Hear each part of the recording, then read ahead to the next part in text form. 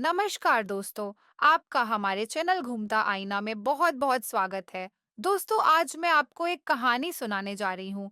अगर आपको हमारी कहानी पसंद आए तो वीडियो को लाइक करें और अपने दोस्तों को भी इस कहानी का आनंद दिलाएं और चैनल को सब्सक्राइब करें।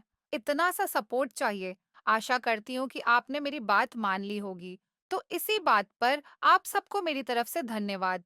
चलो, हम बिना समय को बर्बाद करते हैं हुआ अपनी कहानी पर चलते हैं। कालवाची मोरनी का रूप धरकर कुशाग्रसेन को निहारने लगी एवं उस पर दृष्टि रखकर उसके क्रियाकलापों को देखने लगी। कुशाग्रसेन ने कुछ समय तक उस वन में कुछ खोजने का प्रयास, किंतु उसे वहां कुछ भी दिखाई ना दिया। उसे ये ज्ञात था कि उस वन के आसपास ही उन मृतकों के मृत शरीर मिले थे। इसका तात्पर्य था कि वो हत्यारा उसी स्थान पर ही वास करता है। किंतु कुशाग्रसेन को अभी तक उस हत्यारे के विषय में कोई भी चिन्ह नहीं मिले थे। इसलिए उन्होंने पुनः राजमहल जाने का सोचा, क्योंकि उन्हें अपने माता-पिता और रानी कुमुदिनी की चिंता हो रही थी। यही सब सोचकर कुशाग्रसेन अपने राजमहल की ओर बढ़ चले। कुशाग्रसेन को जाता देखकर कालवाची कुछ उदास सी हो गई, किंतु उसने कुशाग्रसेन को रोकने का प्रयास नहीं किया, क्योंकि उसे झात था कि वो एक प्रेतनी है और कुशाग्रसेन एक मनुष्य। यदि उस मनुष्य को ये झात हो गया कि वो एक प्रेतनी है तो उसके प्राण संकट में पड़ जाएंगे। यही सब सोचकर वो वृक्ष पर विश्राम करने लगी और रात्रि होने की प्रतीक्षा करने लगी। इधर कुशाग्रसेन जब सुरक्षित अपने राजमहल पहुंचे तो सभी के मुंह पर मुस्कुराहट फैल गई। रानी कुमुदिनी ने कुशाग्रसेन से पूछा भी, महाराज, क्या आप उस हत्यारे को खोजने में सफल हुए? तब कुशाग्रसेन ने उत्तर दिया, न रानी, हत्यारे का कोई भी चिन्ह मुझे समूचे राज्य में नहीं दिखा। यहाँ तक कि मैंने उस वन में भी खोजा जहाँ मृत शरीर मिलते थे, परंतु वहां भी मुझे कोई नहीं दिखा। मैंने रात्रि भर उस वन में विश्राम किया, किंतु मुझे ना कोई स्वर सुनाई दिया और ना तो ऐसा कोई क्रियाकलाप सुनने में आया। ओहो! ऐसा प्रतीत होता है कि हत्यारा बड़ा ही बुद्धिमान है, कुमुदिनी बोली। कितना भी बुद्धिमान क्यों ना हो वो, एक ना एक दिन मैं उसे अवश्य ही खोज लूंगा। कुशाग्रसेन बोले, मुझे भी आपसे यही आशा है महाराज, कुमुदिनी बोली।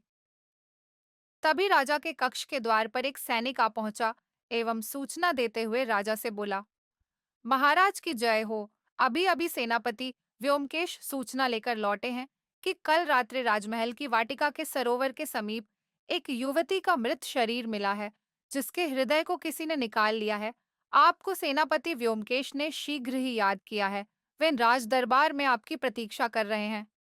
सैनिक की बात सुनकर कुशाग्रसेन बोले, तुम चलो, मैं अभी आता हूँ।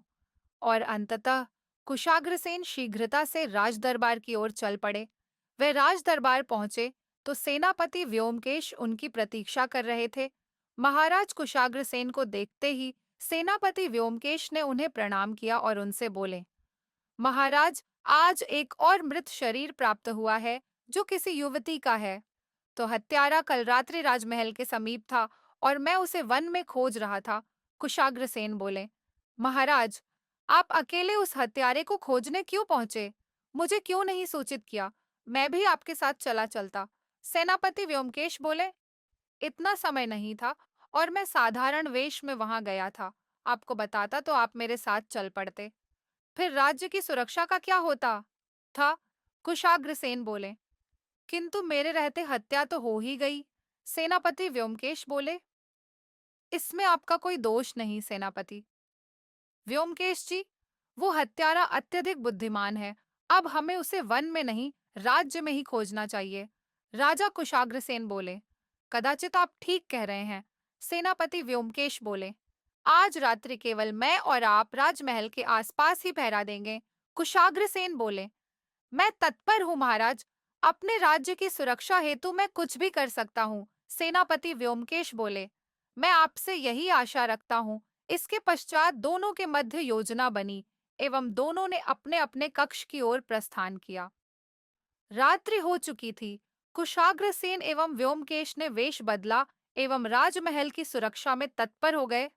अर्धरात्रि व्यतीत चुकी थी, किंतु अभी तक राजमहल के आसपास कोई भी गतिविधि होती नहीं दिखाई पड़ रही थी।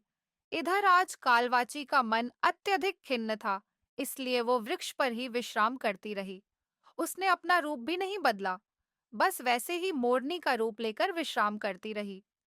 इसी प्रकार रात्रि भर कुशाग्रसेन एवं व्योमकेश राजमहल के आसपास पहरा देते रहे, परंतु वहां कोई भी ना आया एवं ना ही किसी का स्वर सुनाई दिया।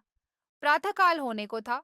सूर्य लालिमा के रथ पर सवार समूचे ब्रह्मांड में अपना प्रकाश विसरित कर चुका था। खग वृक्षों पर कलरव करने लगे थे। तब कुशाग्रसेन एवं व्योमकेश ने सोचा कि राजमहल लौट जाना चाहिए। कदाचित राजमहल पहुंचकर ही किसी अप्रिय घटना का समाचार मिलेगा। वे दोनों राजमहल पहुंचे। प्रातःकाल से सायंकाल होने को आया, किंतु आज राज्य में किसी की भी हत्या होने का समाचार ना मिला। कुशाग्रसेन आश्चर्यचकित थे। उन्होंने सोचा, कदाचित हत्यारे को योजना के लिया तो नहीं गया, जो उसने किसी की हत्या नहीं की। अब कुशाग्रसेन की चिंता अत्यधिक बढ़ गई थी एवं वे महल में रात्रि भर इस विषय पर विचार करने लगे। उन्होंने मन में सोचा कि मेरी योजना के विषय में तो केवल सेनापति व्योमकेश को ही झांत था, कहीं वे तो उस हत्यारे के गुप्तचर नहीं। उनके मन में ये संदेह घर कर गया, इसलिए उन्होंने सेनापति व्योमकेश के पीछे गुप्तचर लगाने का सोचा एवं इन्हीं सब बातों को सोचते हुए वे कब निद्रा में खो गए, उन्हें पता ही नहीं चला। एवं उधर वृक्ष पर बैठी कालवाची किसी चिंता में मग्न थी। रह रहकर उसे उस सुंदर नवयुवक की याद आ रही थी। वो उसके विचारों में लीन उसे ही याद कर रही थी। वो उस युवक के समीप जाना चाहती थी, उससे वार्तालाप करना चाहती थी, जो कि संभव नहीं था। वो कैसे उस नवयुवक से अपना प्रेम व्यक्त करें, ये उसे समझ नहीं आ रहा था। वो बेसुध सी उस वृक्ष पर रात्र भर यूं ही बैठी रही। इधर प्रातःकाल होते ही कुशाग्रसेन ने कुछ गुप्तचरों को आदेश दिया कि वे सेनापति व्योमकेश पर दृष्टि रखें। उनके सारे क्रियाकलापों की जानकारी शीघ्रता से जांच करके मुझे बताएं। एवं गुप्तचर राजा कुशाग्रसेन के आदेशानुसार अपने अपने कार्यों में लग गए। ऐसे ही 5 दिन बीते, किंतु वैतालिक राज्य में अभी भी किसी की हत्या का समाचार सुनाई नहीं दिया। इधर राजा कुशाग्रसेन की चिंता और भी बढ़ती जा रही थी। सभी गुप्तचर भी सेनापति व्योमकेश के विषय में जानकारी एकत्र करके ला चुके थे। कहीं भी किसी भी हत्या की गतिविधियों में सेनापति व्योमकेश का हाथ नहीं था। राजा कुशाग्रसेन का ये संदेह तो मिट चुका था, परंतु चिंता मुक्त वे अब न हुए थे। एवं उधर कालवाची मानव हृदय का भक्षण नहीं कर रही थी, इसलिए प्रतिदिन उसका शरीर क्षीण होता जा रहा था एवं उसके मुंह से रूप लावण्य भी जा रहा था। तो दोस्तों, आज इतना ही। मिलते कल आगे की कहानी के साथ। आपको मेरी तरफ से बहुत बहुत प्यार।